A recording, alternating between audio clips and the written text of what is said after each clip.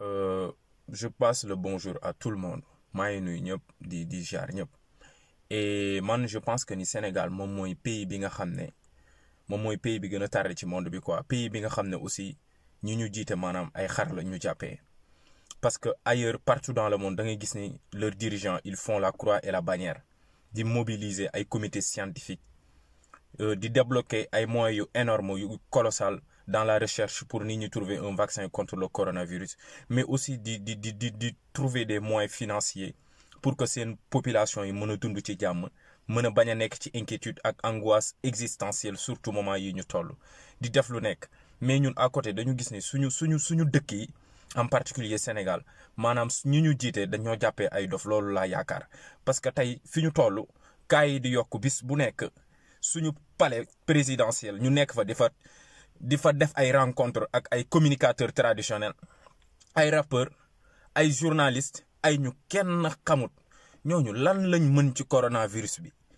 ku nekk ñu ngi koy rencontrer ci palais bi lu ñu dugg rek africain rax ci politique lu ñu dugg rax ci politique communicateur traditionnel lan la mën a ban vaccin la mën a trouver ci coronavirus bi ngeen dalee rencontrer ay dignitaires soi-disant des dignitaires ba tey mosoo gis ñu ne scientifique tel wala comité scientifique tel rencontré nañ ko au palais wala président de la république sax génn na dem rencontrer dem na hôpital Fann wala dem na bii hôpital wala dem bee hôpital et que partout dans le monde on le voit par exemple tu prends l'exemple de la France Emmanuel Macron il se bouge tous les il se décarcasse tous les jours di dem ci hôpital militaire yi sax dafay dem pour xool par exemple nombre de malades yi ñu am évolution par rapport ak cas yi nga xam ne noonu lañ ko am partout dans le monde en Chine en Italie et tout leurs autorités ils font un travail titanesque pour par exemple wan ne peuple bi ñoom ils sont à leur côté tu vois mais ñun dañ yëpp biñ ñu yëpp mooy le président de la République par exemple chef suprême des armées palais lay toog di woo ay communicateurs traditionnels di woo ay lii damaa soxla 1000 milliards damaa soxla lii loo leen dugg rax ci politique yéen soyez sérieux une fois de votre vie dans votre vie du moins ñu ngi nekk ci cas boo xam ne ñëpp a tiit cas yi di yokku Sénégal démb yéen a ñu andil benn médecin boo xam ne médecin APR boo xam ne kenn xamul foo leen ko jëlee médecin boo xam ne il a déshonoré en fait un corps de métier boo xam ne partout dans le monde ils sont respectés médecin boobu noonu médecin APR boobu déshonoré ko ñaata nit la testé mu ne cas bi mu ne ñooñu ce sont des personnes qui ne sont pas porteurs du virus ñaata personne ñooñu noonu ñu ngi tey ci société bi di dox bu ñu contaminé ñeneen lépp parce que seen laxisme lépp parce que respecté woo leen ñu lépp parce que boo leen koy def doo leen ci ànd ak sérieux en fait ak considération par rapport ak ñi nga xam ne yéen a leen administré rapport bi am ci ñun ak yéen warul nekk rapport de buur ak jaam ñun duñu seen ay jaam nous sommes des citoyens c'est nous qui avons voté pour vous ñun ñoo leen voté c'est nous qui vous avons mis là où vous êtes aujourd'hui c'est nous qui avons fait de vous ce que vous êtes aujourd'hui boo leen amee ay milliards peuple sénégalais moom moo leen ko def boo leen amee ay millions peuple sénégalais moom moo leen ko def en retour vous nous devez du respect de la considération en fait ay nit ngeen administré en Afrique doo comprendre li nga xam ne moom moo fay xew palais bi nit ñi di jaabante nii pour lan lañ fa mën a lijjanti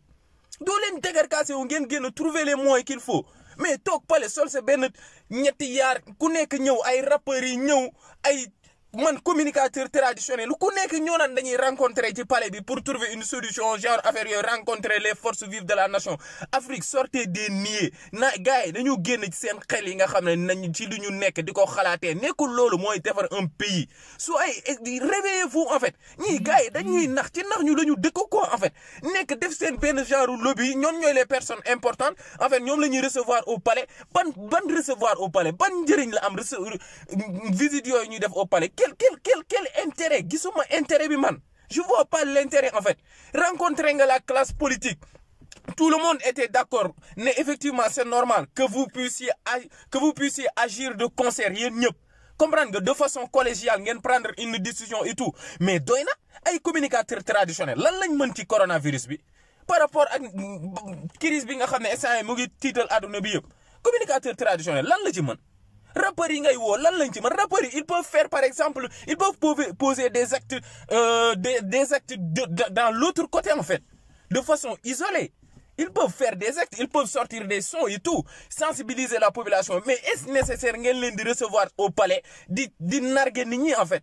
ay communicateurs traditionnels lan la ñu mën ñooñu ñoo yàq Sénégal depuis 60 ba tey ku ñëw ñu ànd ak moom nekk fii ngeen ñi gëm loolu mais respectez-nous quoi respectez-leen ñu quoi en fait.